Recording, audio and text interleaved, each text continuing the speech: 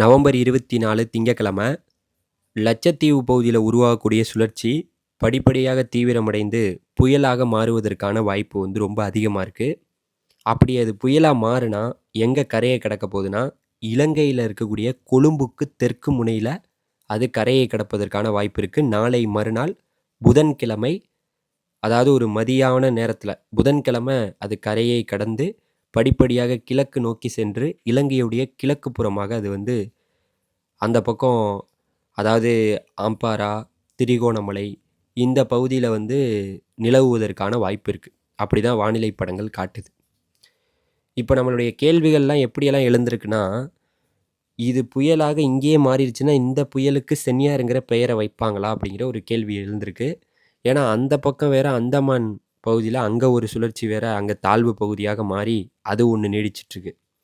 அப்படியே மண்டையை குழப்புற வானிலையாக தான் நிலவிக்கிட்டு இருக்கு.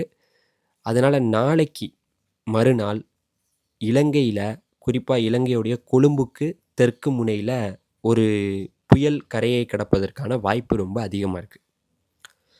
அப்படி கரையை கடக்கும்போது இலங்கையுடைய ஒட்டுமொத்த பகுதியிலையுமே பலத்த மழை இருக்கும்.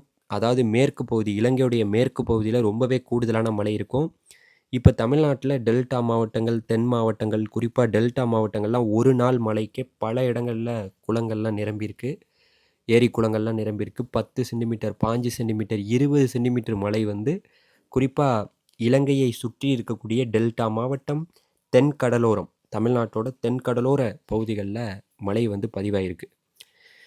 இது இந்த வாரம் முழுக்கவே தொடரப்போகுது.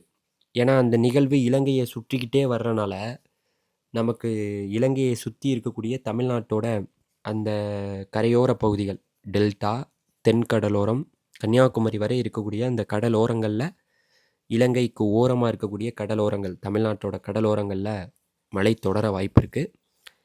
அதனால் இலங்கை மக்கள் ரொம்ப எச்சரிக்கையாக இருக்கணும். கொழும்புக்கு தெற்கு முனையில் நாளை மறுநாள் புதன்கிழமை ஒரு புயல் கரையை நெருங்கி வருவது போல் தெரியுது. அது எந்த லெவலுக்கு புயலாக மாறுமா, இல்லை தாழ்வு மண்டலமாகவே கரையை கடக்குமா என்னங்கிறத பொறுத்து பார்ப்போம்.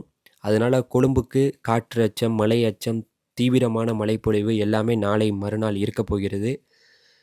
அதை நம்ம பொறுத்திருந்து உங்களுக்கு எல்லாமே அறிவிப்போம்.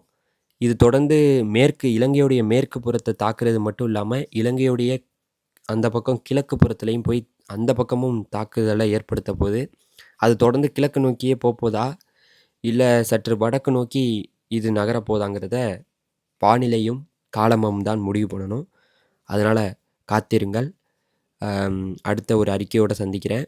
ரொம்ப முக்கியமாக லட்சத்தீவு பகுதியில் உருவாக போகிற சுழற்சி படிப்படியாக தீவிரமடைய போது, அது தீவிரமடைந்து கொழும்பில் நாளை மறுநாள் இலங்கையுடைய கொழும்பு பகுதிக்கு தெற்கு முனையில் தாக்குதலை ஏற்படுத்த போகுதுங்கிறத இந்த நேரத்தில் மறுபடியும் பதிவு பண்ணிக்கிறேன். நன்றி, வணக்கம்.